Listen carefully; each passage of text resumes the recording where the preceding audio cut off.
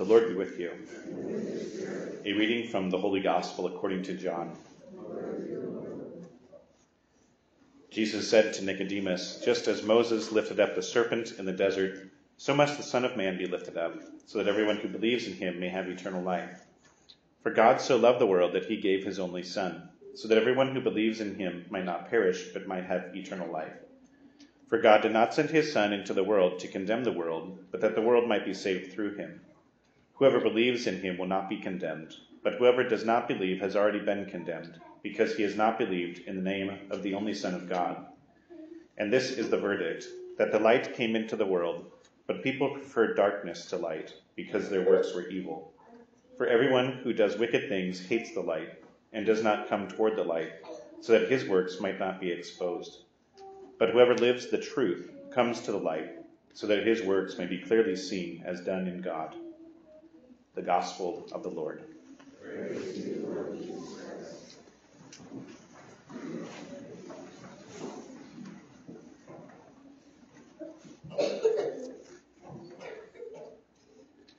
We are continuing our discussion on how to make a good confession throughout this season of Lent.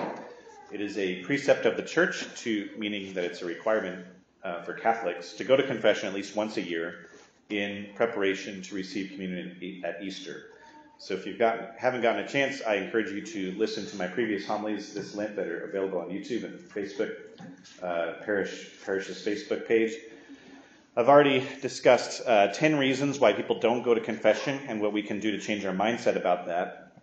I've talked about examining our conscience based off of the first, second, third, and fourth commandments already. So as a reminder, there are tools that we can use to adequately prepare ourselves. There are examination of conscience sheets right by the confessional door. You can just use it as a checklist, take it in to the confessional with you. There's also the Laudate app, which has a confession feature to make your own checklist that way. It makes it really easy to make a good confession. Today we're going to continue on with the Ten Commandments, and we're up to the fifth commandment, which is simply, "Thou shalt not kill." This commandment obviously outright forbids murder. So murder is the unjust, intentionally taking of a human life, an innocent human life. The key words here being unjust, intentionally, innocent, and human. So if you've killed somebody out of accident, that's not technically murder. Or if you've killed somebody justly, take for example a soldier killing enemy combatants, that's not murder either. Or if you put an animal down or slaughter an animal for food, for example, that's not murder because they're not a human being. An example of murder would be, probably the most common form of it is abortion. The intentional taking of an innocent human life. It doesn't really get that much more black and white than that. And this applies both to the person having the abortion and the person performing the abortion, and this includes abortion medication, abortion pills. And that's the truly demonic thing about the legalization of abortion pills, is it turns the mothers themselves into the abortionists and the home itself into the abortion clinic. Also, if you're the one advising or encouraging somebody to have an abortion, you are an accomplice to that murder as well. If you have attempted to end your life or have seriously considered it, that's a serious thing that we need to ask God's healing for those sort of temptations.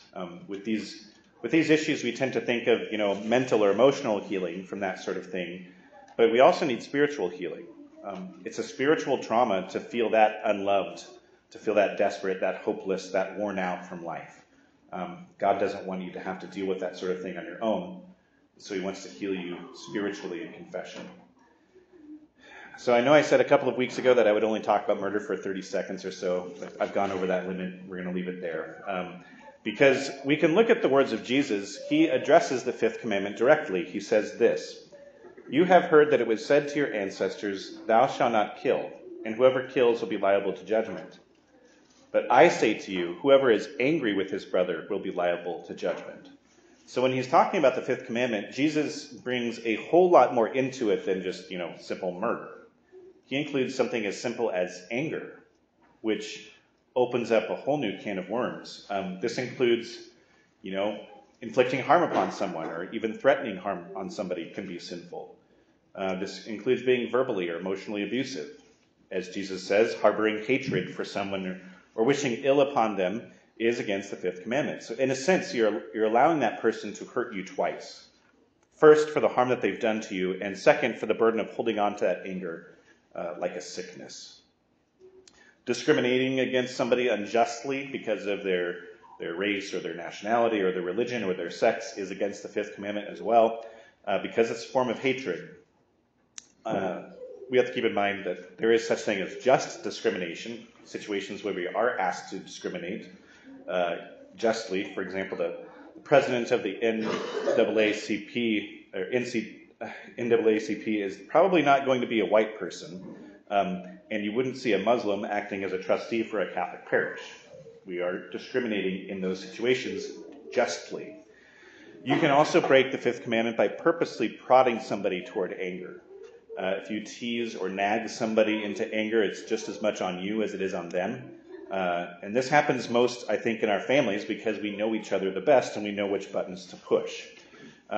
We can break the fifth commandment when we hold on to our anger and refuse to forgive when forgiveness is asked for. If we've ever sought revenge or hoped that something bad happens to somebody, if we have delighted in somebody else's misfortune, well, then we've broken the fifth commandment. Being reckless to the point of endangering yourself or others is also against the fifth commandment, and this most often occurs when we're driving, of course. We're all driving around 3-ton machines that are very capable of killing people. If we're reckless with alcohol or with texting or eating or doing your makeup or answering emails when you're driving, that's something that we ought to bring to confession. We're endangering ourselves and others. If we have intentionally abused alcohol to the point of drunkenness, that could be a sin because we're willingly foregoing some of our mental faculties, our intellectual faculties. People are more apt to make poor decisions while under the influence. And so by doing so, you're taking that risk. You're putting yourself in a situation where sin is more likely. Many families and marriages have been ruined by decisions made during drunkenness. God has given us these sorts of things to be enjoyed, but not abused. So if you have any habit, it can be anything, tobacco, for example, that if it's so immoderate to the point that it's a financial or medical burden, then that's a problem. It's a form of gluttony. And it can include overeating, but it can also include overindulging in anything else. Finally, the last thing that you could include under the fifth commandment is don't abuse animals. That's against the fifth commandment. We are asked to be the stewards of God's creation. It's also something that most serial killers have in common. They start out torturing animals. Next, we're going to skip the sixth and the seventh commandment. I'm going to save them for next week. Instead, we'll jump to the eighth commandment. You shall not bear false witness. I like the idea of pairing the eighth commandment with the fifth commandment because, like the fifth commandment, the eighth commandment is an offense done directly against somebody else. There are, in fact, other ways of doing evil to someone rather than killing them or wishing them dead or any of the other things that we covered with the fifth commandment, and that's what the eighth commandment covers. The fifth commandment is the sins that we commit by the things that we do to people that hurt them. The eighth commandment is about how we can hurt people with our words, not our actions. For whatever reason, we tend to associate bearing false witness with simply lying, and we kind of just stop there. But let's look at the actual words of the commandment. The eighth commandment is this: you shall not bear false witness against your neighbor. So it's not talking about lying necessarily. It's not talking about lying to save your face or to not admit to an uncomfortable truth. Bearing false witness against your neighbor actively seeks to harm somebody else with our words. That's usually referred to as slander or calumny, where we lie, but we lie to assassinate somebody's character, destroy their reputation. You can also attack somebody with your words by saying things that are true. Yes, telling the truth can be a sin against the eighth commandment. If your aim is to make that person look bad or to make yourself look good in comparison, that's not a noble thing. Which brings us to another sin that may or may not involve telling the truth, and that is the classic small town sin of gossip. We all know each other in small towns. Half the time we're related to each other in small towns. And because we are so close, we often look after our neighbors and we care for them. So we want to know how people are doing. But sometimes when we talk about other people, we're doing so not to help them or to make sure that they're doing well.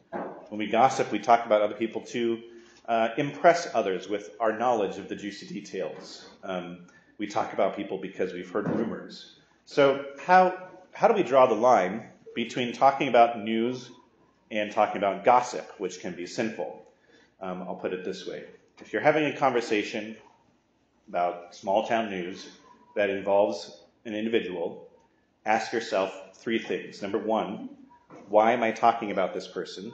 Is it benefiting them? Number 2, does the person that I'm telling this really need to know about it? Should they know? And number 3, would the person that I'm talking about be fine with me having this conversation about them? If those answers are no, then perhaps you should question why you're engaging in this conversation, whether or not it's a sinful thing. Which brings me to another point.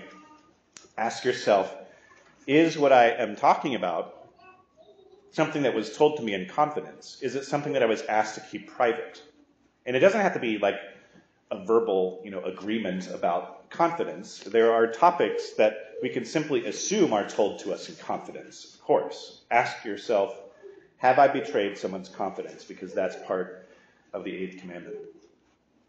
Going along with rumors and gossip is rash judgment. Have I allowed somebody or something to affect my opinion of someone else before I get to know them? It could be that very person themselves that puts an obstacle in your way of getting to know them. Some people are just rough on the outside. Some people have prickly personalities. But just because somebody makes it difficult to love them doesn't mean that they should be excluded from being loved. In the words of Jesus, if you only love those who love you in return, what good is that? Even tax collectors and sinners do the same. So we have to ask ourselves, have I actually gotten to know this person before making a judgment about them? When I was in the seminary in grad school in Philadelphia, I was surrounded by 150 seminarians, most of them from the East Coast, and I found most of them rather annoying. They were loud, they were impolite, they were often unkind. Their sense of humor was rather simple. They laughed at things that I stopped thinking were funny when I was 15 years old. They had no sense of irony or subtlety. For the most part, they were very brash, but there was one guy that really annoyed me, and that was Will. I forget his last name, but he was everything that I just mentioned, but on top of that, he would always invade your personal space and ask you very direct, sometimes personal questions without hesitation. If he were a doctor, you could say that he had no bedside manner, which isn't exactly the best quality in a priest. But anyway, so I had to spend I spent 3.5 years avoiding this guy until February of 2010. In the first 10 days of February 2010, in Philadelphia, it snowed 70 inches.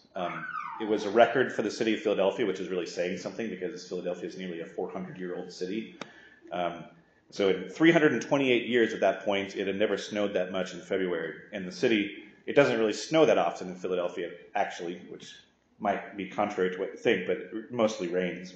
And so the city was not prepared to handle that much snow. So we were all stuck inside. Our teachers couldn't make it to campus. And so we didn't have school basically for a week.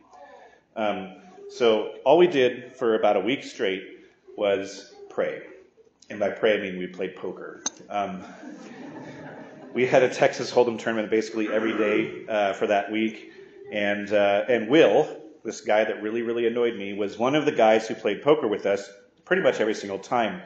Literally the most annoying person in the seminary.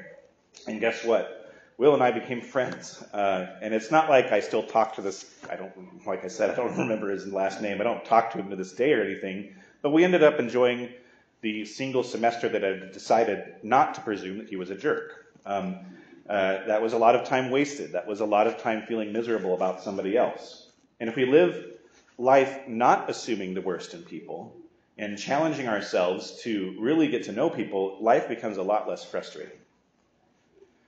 Finally, when it comes to the 8th commandment, we do in fact need to address lying, which we haven't yet. Sometimes people differentiate between white lies and lying about serious and important things. There's a difference between the two, and there is a difference for sure.